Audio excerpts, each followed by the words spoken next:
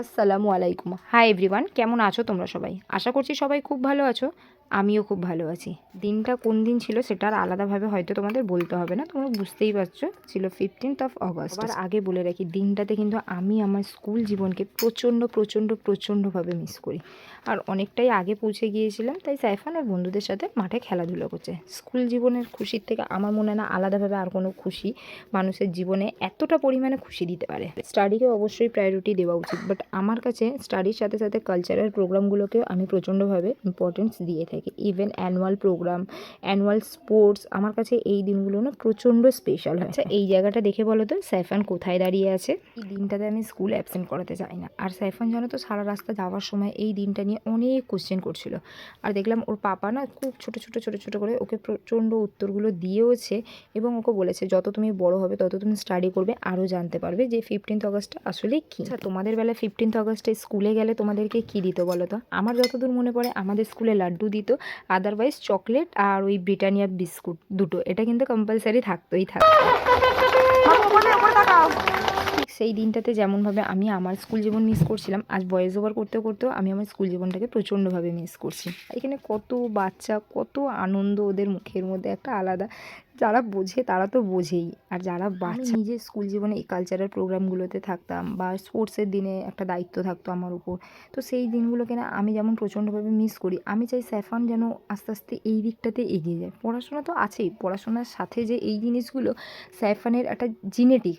ওর পাপা বলে, যেহেতু আমি কমনওয়েলথ চ্যাম্পিয়ন ছিলাম, ওর পাপা বলে জানো তো তুমি খেলাধুলা এত ভালোবাসতে, তাই হয়তো সাইফানও ভালোবাসে। আর দেখছি এই ধরনের জিনিসগুলোতে ওর প্রচণ্ড আগ্রহ, প্রচণ্ড, মানে ওকে সেই দিন ও রাত্রে অলমোস্ট 3টে বেজে পেরিয়ে গেছিলো ঘুমাতে। সকালবেলায় আমি ওকে 7টার সময় একবার বললাম যে বেটা ইন্ডিপেন্ডেন্স ডে আছে, স্কুল যাবার আছে তোমার। একবার বলেছি, তোমরা বিশ্বাস করো, ও উঠে বসে গেছে। পাপাকেও আমি বলে রেখেছিলাম, তুমি যদি না স্কুল নিয়ে যেতে পারো আমাকে আগে থেকে বলে দিও, আমি নিয়ে যাব, বাট ওকে আমি স্কুলটা অ্যাবসেন্ট করাবো না। কারণ লাস্ট ইয়ার ওকে স্কুলে নিয়ে যাওয়া হয়নি, কারণ সেই দিনেই ওর সুইমিং কম্পিটিশান থাকে, আর আমি বুঝতে পারছিলাম না যে সুইমিংয়ের টাইমিংটা কেমন কী হবে আর স্কুলে কতক্ষণ লাগবে, তাই নিয়ে যাইনি। তবে এবছরে কিন্তু আমি রিস্ক নিয়ে দুটোই জায়গাতে নিয়ে গেছি, কারণ দুটোই আমার ফেভারিট প্রোগ্রাম। এমনটাও নয় কিন্তু যে মানে আমি কারো দেখে বললি আমার এইগুলো ভালো লাগে বা কিছু। আমার স্কুল জীবনে মানে সাংস্কৃতিক অনুষ্ঠান মানে আমি ঠিক যেখানে গান হচ্ছে আমি ঠিক তার পাশে আছি, যেখানে রবীন্দ্র নৃত্য হচ্ছে আমি তার পাশে আছি। ডান্সে সবসময় না থাকলেও কিন্তু গান, আমি যত বছর আমার হাই স্কুলে ছিলাম, মানে আমার জুনিয়র স্কুল থেকে হাই স্কুল পর্যন্ত আমি কিন্তু কন্টিনিউ গান করে গেছি। বলতে পারো রবীন্দ্রসঙ্গীত বা কালচারাল যে গানগুলো আমার খুব প্রিয়। এই যে যখন এখানে দেখো ওরা গান করছে না, আমি মানে কপিরাইটের ভয়ে তোমাদেরকে দিতে পারছি না, যখন এখানে গান করছে না আমার চোখ থেকে রীতিমতো জল গড়িয়ে চলে আসছিল। আমি যে নিজেকে কীভাবে কন্ট্রোল করছিলাম আমি নিজেই জানি। আর ঠিক তেমনই যখন আমি ভয়েস ওভার করছি, যখন দেখছি ওরা গান করছে, মানে নিজের অজান্তেই নিজের চোখে জল চলে আসছে। নিজের স্কুলটাকে আমি প্রচণ্ডভাবে মিস করছি, জানো তো। তবে বিশ্বাস করো, এই যে যখন গান হচ্ছিল না, আমি নিজের অজান্তেই নিজেই ওখানে জেনে চিৎকার করে গান করে ফেলেছিলাম, মানে কন্টিনিউ আমি গান করছিলাম ওখানে। আর যা গানগুলো হচ্ছিলো সমস্তটাই আমার জানা। তারপর আমি গান করছি দেখছি আদার্স যে প্যারেন্টসরা আমার আশেপাশে দাঁড়িয়েছিল তারাও দেখছি যে গান করছে। ফ্যানটা স্টার্ট করলাম, একটা নয়েজ তোমরা পাবে, প্লিজ তোমরা ইগনোর করো। তবে জানো তো, আমি 3 রকম স্কুলে মানে ইন্ডিপেন্ডেন্স ডে সেলিব্রেট হতে দেখেছি। আমার দাদার ছিল অ্যাংলো ইংলিশ মিডিয়াম, আর মিশনারি স্কুলগুলোতে দেখেছি বেঙ্গলি মিডিয়াম দেখেছি, এমনি নর্মাল ইংলিশ মিডিয়ামে দেখলাম। তবে আমার সবথেকে পার্সোনালি ভালো লাগে যেটা অ্যাংলো ইংলিশ মিডিয়াম বা মিশনারি স্কুল, এই দুটো স্কুলেরই মানে ইন্ডিপেন্ডেন্স ডে সেলিব্রেট হওয়াটাই একটা আলাদা আনন্দের। আর এখানে দেখো কিছু গার্জেনকে আমি দেখলাম, মানে ওদের টাইমিং ছিল 8টা মেবি, সেখানে মানে 9টা 9:30টার পরে কিছু বাচ্চাকে নিয়ে আসছে। আমি বলি কি এই দিনগুলো একটু টাইম মেনটেন করা যায় না? মানে গার্জেনগুলো কতটা ইরেগুলার হলে বাচ্চাগুলোকে অত লেট করে নিয়ে আসেছিলো, যখন পুরো প্রোগ্রাম শেষ হয়ে গেছে তখন দেখছি বাচ্চাগুলোকে নিয়ে আসছে। দেখো, এটা আমার পার্সোনাল ওপিনিয়ন, কারো খারাপ লাগলে লাগতেই পারে, কিন্তু আমি এটা বললাম, আমার খারাপ লাগলো তার জন্য আমি তোমাদেরকে বললাম। এইবার দেখো তোমরা, বাচ্চাদেরকে যখন লাড্ডু দেওয়া হচ্ছিল, এক একটা বাচ্চা এত খুশি, মানে লাড্ডুটাকে নিয়ে কি করবে, কোনো বাচ্চা এক্সাইটমেন্টে গিয়ে দেখছিলাম মাদেরকে দিয়ে দিচ্ছে।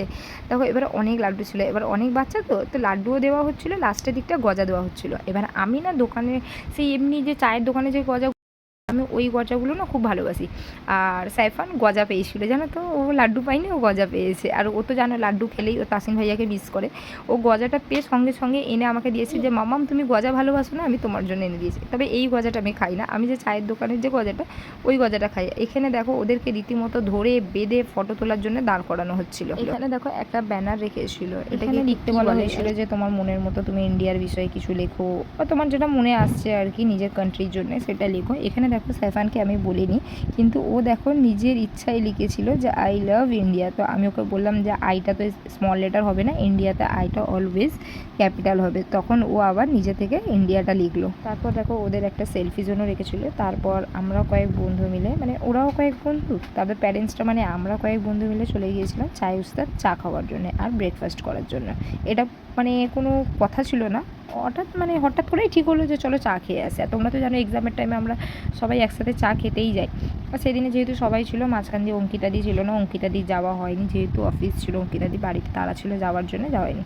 এখানে দেখো এইগুলো কিন্তু একটা আলাদাই আনন্দ, বলে এইগুলো তো স্মৃতি হয়ে রয়ে যাবে যে ওরা সবাই একসাথে কত আনন্দ করেছিল একটা সময়। তারপর তোমাদের বললাম যে ওদের সুইমিংয়ের প্রোগ্রাম থাকে, মানে অ্যানুয়াল প্রোগ্রাম, ওদের কম্পিটিশানটা 15th অগস্টের দিনেই হয়। আর ওদের অ্যানুয়াল প্রোগ্রামটা পুরো আপনার মানে এক সপ্তাহ ধরে টানা অ্যানুয়াল প্রোগ্রামটা চলে, মানে খুব ভালো হয় ওদের প্রোগ্রামটা। যারা মেদিনীপুর থেকে দেখছেন ব্লগটা তারা তো জানেনই যে সুইমিং ক্লাবের প্রোগ্রাম মানে দারুণ প্রোগ্রাম হয়। আর এবছরে তো আরও নতুন নতুন অনেক কিছু করিয়েছিল, মনে নেই। আমি একটা মিনি ব্লগ শুধু সুইমিং পুলের যে প্রোগ্রাম নিয়ে একটা মিনি ব্লগ দেওয়ার ইচ্ছা ছিল আমার, এই মুহূর্তে মনে পড়ছে না যে আমি ওই ব্লগটা পোস্ট করেছি, মিনি ব্লগটা না করছি না। যদি করে থাকি তাহলে আমি ডিসক্রিপশান বক্সে লিঙ্কটা দিয়ে দেবো, ওখান থেকে তোমরা দেখে নিই। এই যে দেখো সাইফানের স্টার্ট হচ্ছে সুইমিং। এখানে সাইমান ওদের 2-3 বার করে হয়। আর যেহেতু স্কুলে গেছিলো, ফিরতে লেট হয়েছিল, তাই ও মানে সেকেন্ড যেটা রাউন্ড হয়েছিল সেকেন্ড রাউন্ডে ও সুইমিংটা করেছিল। এই যে দেখো, তোমরা বলো তো সাইফান কোনটা?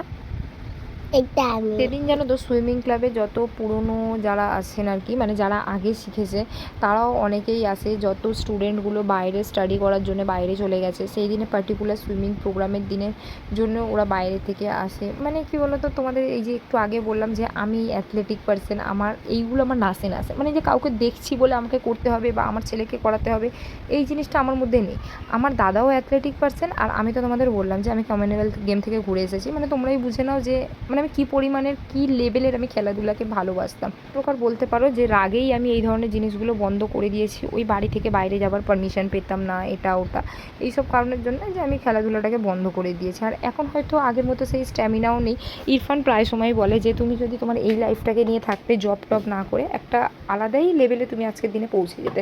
আর ভাগ্যে নেই, আর বলে না যে ভাগ্যে নেই ঘি ঠকঠকালে হবে কি। তারপরে রিটার্ন হওয়ার সময় এখানে আমি আর সোহেল একটু চলে গিয়েছিলাম বিশালে, কারণ সোহেলের কিছু গিফট নেওয়ার ছিল। আমাদের পুচকির বার্থডে ছিল তার আগের দিনে, আর বার্থডেটা সেলিব্রেট হয়েছিল ওদের 15th অগস্টে।